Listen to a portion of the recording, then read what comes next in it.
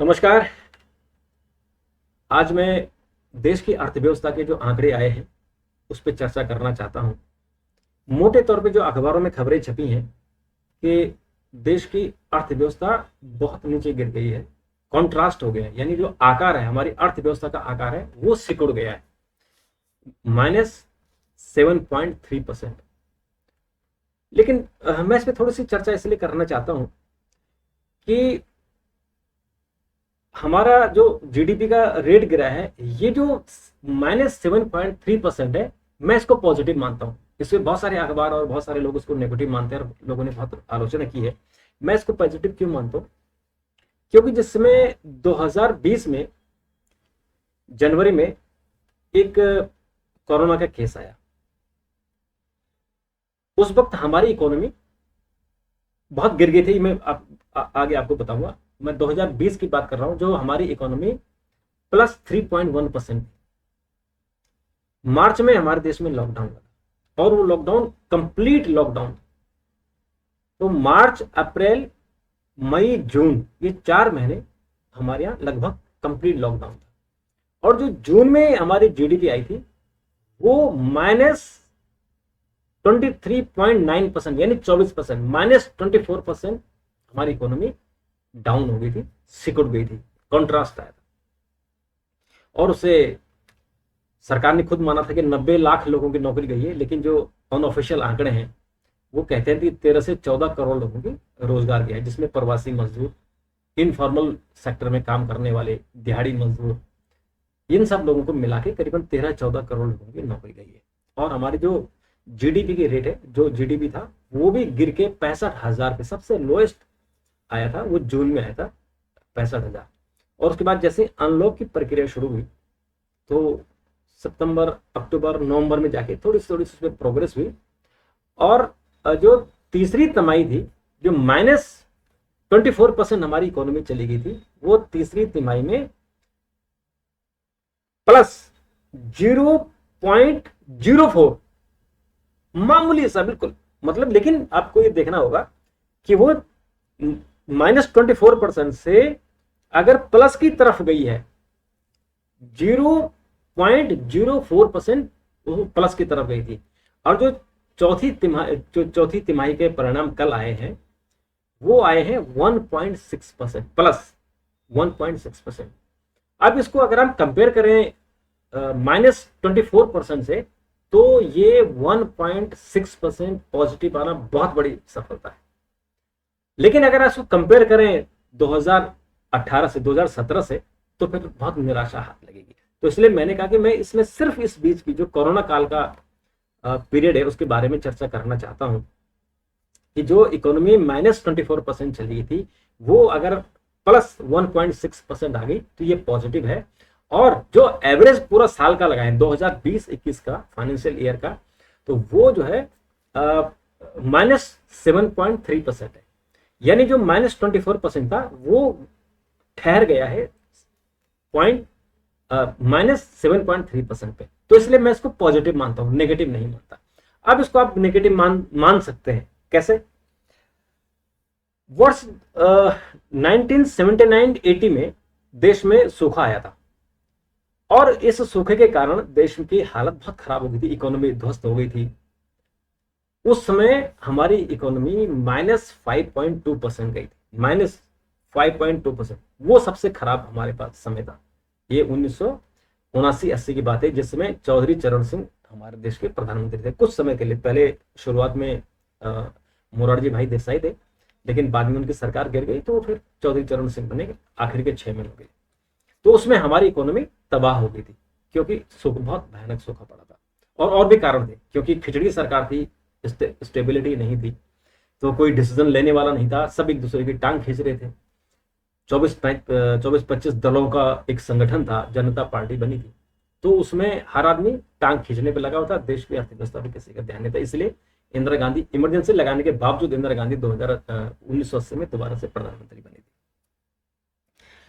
अब हम बात करते हैं डॉक्टर मनमोहन सिंह के राज की। डॉक्टर मनमोहन सिंह बहुत बड़े अर्थशास्त्री और उनके समय इस देश ने वाकई बहुत प्रोग्रेस किया।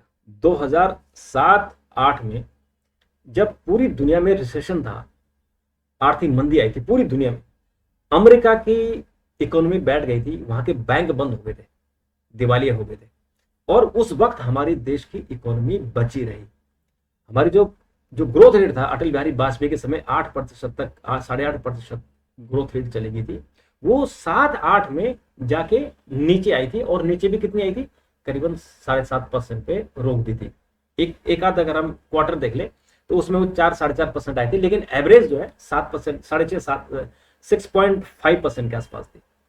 तो 6.5% यानी इतने रिसेशन में जब अमेरिका जैसा सशक्त मजबूत इकोनॉमी वाला देश डूब गया, तब हमारी इकोनॉमी 6.6% तक ठहरी रही। और उसके बाद 2014 में जब मनमोहन सिंह ने सत्ता छोड़ी थी, तो लगभग 7.5% उसमें इकोनॉमिक जीडीपी थी। और जब प्रधानमंत्री मोदी सत्ता में आए थे, तो उन्होंने जो निर्णय लिए और एक जो मैसेज गया कि एक मजबूत सरकार, फुल फ्लेज्ड एक स्थायी सरकार आई है, जिसने अपने दम पर सरकार बनाई, उसके कारण एक पॉजिटिव माहौल हुआ और प्रधानमंत्री मोदी ने बहुत मजबूत निर्णय लिए। उससे हमारी इकोनॉमी दौड़ी और हमारी ग्रोथ रेट 2016-17 में 8.5% तक पहुंच गई थी, यानी 8 से ज्यादा थी, 8% से ऊपर थी। लेकिन 2017 में जब प्रधानमंत्री मोदी ने ब्लैक मनी को खत्म करने के लिए या आतंकवादियों के पास पैसा जाने के लिए तमाम जो उन्होंने इशू रखे, और वो ठप हो गया था, मतलब उन्होंने नोटबंदी कर दी। नोटबंदी करने से क्या हुआ कि जितना हमारा पैरेलल मार्केट था वो खत्म हो गया। तो पैरेलल मार्केट जो एक कह सकते हैं कि ब्लैक मनी, काला बाजार, लेकिन वो काला बाजार हिस्सा बाजार हिंदुस्तान में ही चल रहा है। उसका क्योंकि वो कैश में है, सरकार को टैक्स नहीं मिलता, लेकिन वो कैश है, मार्केट में ही वो कैश चल रहा है, इकोनॉमी का ही पार्ट है, और उससे हजारों लाखों लोगों को रोजगार मिलता है, रेहड़ी पटरी वालों को, और जो इनफॉर्मल सेक्टर के लोग, उनको कैश जो तनख्वाह मिलती है, तो उनका रोजगार चल रहा था। सरकार को वो टैक्स नहीं दे रहे थे, लेकिन वो किसी के आगे हाथ भी नहीं फैला रहे थे, भीख नहीं मांग रहे थे, अपने कमा रहे थे। तो इसमें एक मुद्दा है कि जो भी पैसा गवर्नमेंट ऑफ इंडिया, जो वो पैसा देश में चल रहा है, जिस व्यक्ति के पास अगर एक पैसा भी, तो उसका टैक्स देना चाहिए। टैक्स मतलब कि वो व्हाइट में होना चाहिए, उसके पास हिसाब होना चाहिए ये पैसा कहां से आया। ये अच्छी बात है, लेकिन एक विकासशील अर्थव्यवस्था के लिए, चूंकि देश को हर तरह की अर्थव्यवस्था चाहिए, देश को हर तरह के डेवलपमेंट चाहिए, तो वहां पे ऐसा एक चर्चा हो सकती है कि ये व्यवस्था ठीक है या नहीं है, लेकिन उसका देश को एक हिस्से का नुकसान हुआ। जो 8% की विकास दर थी, वो 2017 में नोटबंदी के बाद घटकर 4.5% हो गई। यानी 2019 में जब जीडीपी आई थी, तो वो 4.7% आई थी, यानी 8 से, मतलब एक हिसाब से जो चलती हुई ट्रेन थी, जो दौड़ रही थी 100 की स्पीड से, उसकी स्पीड पे ब्रेक लग गया और वो उस 100 की स्पीड वाली ट्रेन 40 की स्पीड पे चलने लगी। तो ये एक नुकसान हुआ। उसका पॉजिटिव आप कह सकते हैं कि हमारे जो डिजिटल इकोनॉमी है वो 300% के हिसाब से बढ़ गई है। तो वो डिजिटल हो या कैश हो, रहना उसको अल्टीमेटली मार्केट में ही है। ये अच्छी बात है कि डिजिटल होने से सुविधाएं बढ़ी हैं, सरकार का टैक्स कलेक्शन बढ़ा है, और ये होना भी चाहिए एक देश की। अगर आप एक देश प्रोग्रेस करे तो टैक्स कलेक्शन, हर नागरिक को टैक्स देना चाहिए। लेकिन उससे इकोनॉमी का जो नुकसान हुआ, वो 4.7% चलेगी। और वही जो मैंने कहा, अब मैं उस बात पे आता हूँ कि 2020 में जनवरी में हमारी इकोनॉमी 3.1% आई थी, और उसमें बड़ी बड़ी आलोचनाएं हो रही थी सरकार की, कहाँ 8% की दर से हम प्रोग्रेस कर रहे थे और आज हम 3.1% पे आ गए। लेकिन दुर्भाग्य से अगर हम वो इकोनॉमी को जंप मिलता, थोड़ा सा पुश मिलता, लेकिन कोरोना आ गया और लॉकडाउन हो गया, और लॉकडाउन के कारण आज हम इस स्थिति में पहुंच गए कि -24% कॉन्ट्रास्ट हमारी इकोनॉमी हो गया। और अभी जो 2021 का जो कल जीडीपी आई है, उसमें हमारी कॉन्ट्रास्ट जो है वो -7.3%, यानी हमारी जो इकोनॉमी थी वो 1,43,000 करोड़, सॉरी 143 लाख करोड़, 143 लाख करोड़ की हमारी इकोनॉमी थी, वो घट के 138 लाख करोड़ रुपए रह गई है। यानी जो कॉन्ट्रास्ट है करीबन 7% के आसपास का कॉन्ट्रास्ट है। तो ये थोड़ा सा एक देश के लिए नुकसानदायक है। और अभी जैसे पॉजिटिव आया था कि जो हमारे लास्ट क्वार्टर का जो परिणाम आया 1.6% पॉजिटिव, ये अच्छी एक ट्रेंड अच्छा था। लेकिन दुर्भाग्य से जो कोरोना की दूसरी लहर आई है, अब इसमें जब इसके रिजल्ट आएंगे, जो 2021-22 वित्तीय वर्ष का जो पहली तिमाही के रिजल्ट आएंगे, वो अप्रैल, मई और जून के जो जुलाई में आएंगे, उस समय इसका परिणाम आपको दिखेगा। क्योंकि अभी भी पूरे देश में लॉकडाउन है, अलग अलग राज्यों में। केंद्र ने तो लॉकडाउन नहीं किया, लेकिन राज्यों ने अपने हिसाब से लॉकडाउन किया। कहीं कंटेनमेंट जोन पे किया, कुछ जिलों में किया, कुछ राज्यों में तो पूरे राज्य में किया था। जैसे हरियाणा ने किया था, या महाराष्ट्र ने किया था, गुजरात ने किया था, उत्तर प्रदेश ने भी कुछ दिन के लिए किया था बहुत सारे जिलों में। तो उसका कारण उसका इकोनॉमी पे असर पड़ता है। लोग घरों के अंदर हैं, और जो रूटीन की इकोनॉमी है, डे टू डे की इकोनॉमी, उस पर असर पड़ा है। जैसे रेडी पटरी बाजार नहीं लगे हैं, और जो उद्योग धंधों में भी उस तरह से स्पीड से काम नहीं हो रहा। बंद नहीं हुए, लेकिन फुल स्पीड से काम नहीं हो रहा, क्योंकि लॉकडाउन है, लोग अपने घरों के अंदर है। तो इसलिए जो एक थोड़ी सी पुश आया था 1.6% का, जो हमारी इकोनॉमी बढ़ गई थी, वो मुझे ऐसा मेरा अनुमान है कि वो फिर वापस इसमें फिर नुकसान होगा। अभी हम 7.3% की बात कर रहे हैं।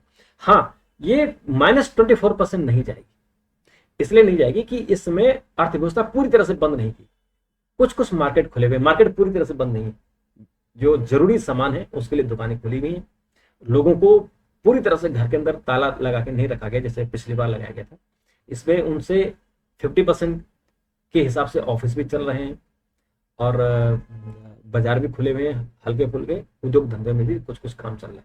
तो इसलिए ये जो हमारी लास्ट क्वार्टर में जो 1.6% का ग्रोथ आया है, वो मुझे लगता है कि जो लास्ट ये जो पहली तिमाही का आएगा 2021-22 की पहली तिमाही का, वो मेरा अनुमान है कि वो भी 1% के आसपास रहेगा, उससे ऊपर वो नहीं होना। मेरा ये व्यक्तिगत अनुमान है, जो मैं स्टडी किया उस हिसाब से 1 से 2% के बीच में हमारी इकोनॉमी रहेगी।